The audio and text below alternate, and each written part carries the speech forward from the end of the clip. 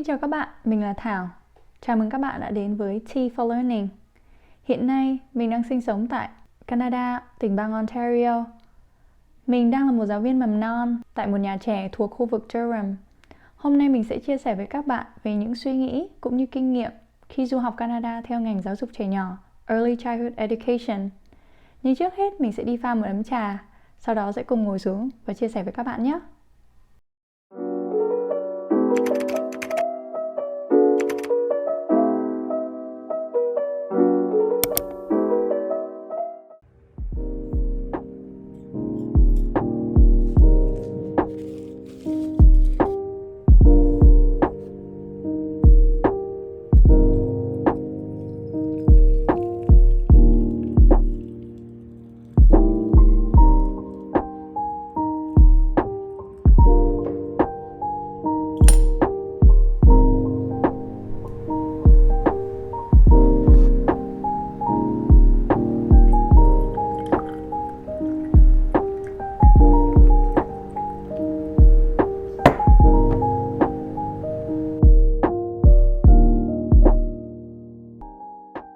Lý do mà mình làm video này là bởi vì trước đây mình cũng đã từng tới rất là nhiều các trung tâm tư vấn du học để tìm sự giúp đỡ.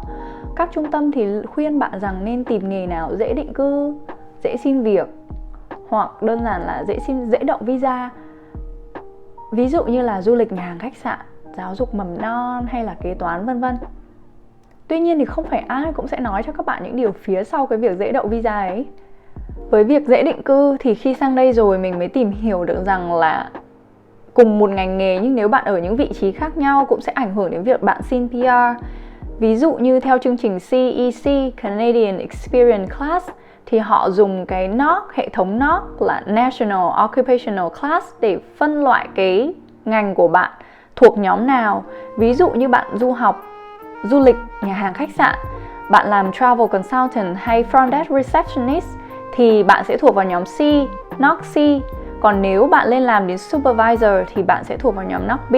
Và nếu như bạn thuộc vào nhóm NOC A, B hoặc O thì bạn mới có đủ điều kiện để nộp PR. Đó cũng là một trong những cái điều kiện mà mình nghĩ là các bạn ở nhà nên tìm hiểu thật kỹ trước khi lựa chọn ngành nghề.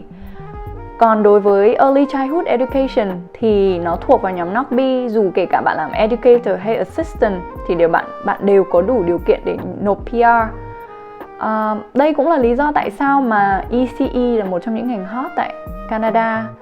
Tuy nhiên thì điều gì cũng có mặt trái và mặt phải. Sau đây thì mình sẽ chia sẻ kỹ hơn về điều đó nhé.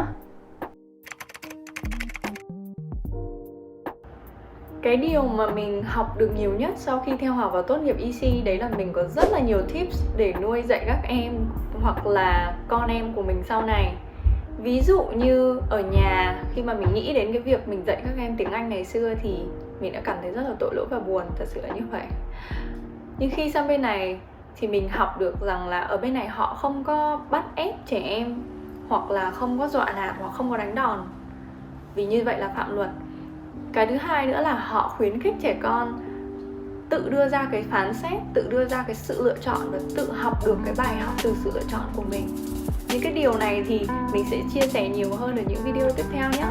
Học ECE tại Canada thì sẽ mở ra rất là nhiều cái cơ hội công việc cho bạn sau này. Ví dụ bạn có thể làm ở trường tư, trường công, làm supervisor, hoặc thậm chí bạn có thể mở nhà trẻ tại gia nếu như các bạn đáp ứng đủ các điều kiện mà theo luật quy định. Ví dụ như lương của một ECE 1 giờ làm việc theo số liệu thống kê của Jobbank thì bạn sẽ có khoảng tầm từ 14 tới 28 đồng. Mình sẽ để link ở phía bên dưới phần description để các bạn cùng tham khảo nhé. Lương của Early Childhood Supervisor sẽ nhỉnh hơn lương của EC một chút, tùy theo kinh nghiệm tích lũy làm việc của bạn. Nếu bạn muốn làm một Supervisor thì bạn nên có kinh nghiệm làm việc là một RECE trong vòng 2 năm. Và hiển nhiên là Supervisor thì đồng nghĩa với việc bạn sẽ có nhiều trách nhiệm hơn.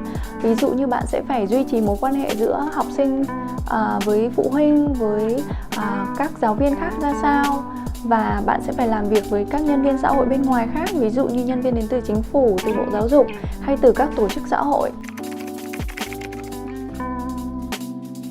Đối với mình, khi đã từng làm việc tại một trường mầm non ở Việt Nam thì mình cảm thấy làm việc ở Canada khắt khe hơn rất là nhiều. Ví dụ như bạn đi làm, bạn sẽ phải chứng minh là bạn đã tiêm phòng đầy đủ.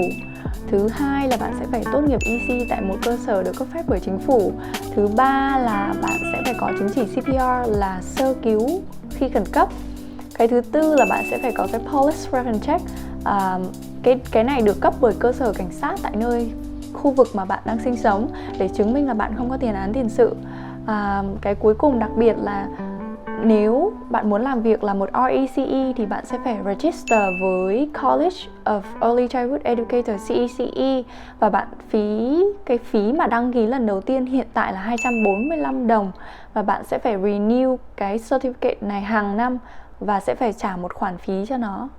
Nếu như bạn không phải là một người thích dậy sớm và đi về muộn thì mình nghĩ là bạn nên lựa chọn cân nhắc ngành khác. Vì là một ECE thì bạn sẽ phải dậy sớm hoặc rất sớm và về trễ. Hầu hết các business ở Ontario thì sẽ mở cửa khoảng tầm từ 8 giờ tới 9 giờ là giờ làm việc bắt đầu. Nhưng đối với nhà trẻ thì họ sẽ làm việc và bắt đầu mở cửa từ 6 rưỡi cho đến 7 giờ sáng. Ví dụ như mình thì ra khỏi nhà muộn nhất là 6 giờ 15 vì giờ làm việc của mình là bắt đầu là từ 7 giờ. Và về rất là muộn, mình về lúc 6 giờ chiều. Mình làm ca split shift, tức là buổi sáng thì mình sẽ làm từ 7 giờ cho đến 10 rưỡi. Sau đó là buổi chiều mình sẽ làm từ 2 giờ đến 6 giờ. Nhiều khi mình nghĩ vui là nếu như mình có con thì chắc là mình cũng không đưa con đi học được, mà sẽ phải đến sớm để đón con của người khác. Ngôn ngữ có thể là con dao hai lưỡi, bởi vì nó có thể là điểm mạnh cũng có thể là điểm yếu của bạn. Đối với mình thì nó là điểm yếu. Bởi vì mình đã từng chật vật học tiếng Anh IELTS trong vòng 9 tháng liên tục và thi 2 lần, nhưng mà mình chỉ đủ điểm đặt đầu vào. Sau đó khi mình qua đây thì mình cũng đã rất là tự tin vào trình độ của mình, cho đến khi mình lên giảng đường làm bài quiz đầu tiên và mình đạt được F. Sau khi tốt nghiệp thì trình tiếng Anh của mình cũng lên và mình đã rất là tự tin khi đi làm. Nhưng mà cho đến một ngày khi mà mình nghe tụi con nít nói chuyện về một cái nhân vật hoạt hình nào đó, hay là bàn về một lễ hội, thì mình nghe như vịt, như nghe sấm.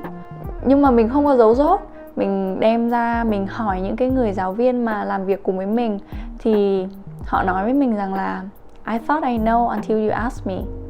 Tức là lúc đấy mình mới hiểu rằng là có những điều nó là tự nhiên đối với họ, nhưng mà để mà giải thích cho một người không hiểu như mình thì đôi lúc nó không có dễ nha. Cảm ơn các bạn đã xem hết video này. Hy vọng là các bạn sẽ có thể lựa chọn được những thông tin hữu ích giữa hàng ngàn tư liệu ngoài kia. Sẽ chẳng có gì có ích hơn là tự mình trải nghiệm và học được những bài học. Nhưng cũng có những người sẽ lựa chọn học từ những bài học đau thương của người khác. Còn bây giờ thì xin chào các bạn và hẹn gặp lại ở những video tiếp theo.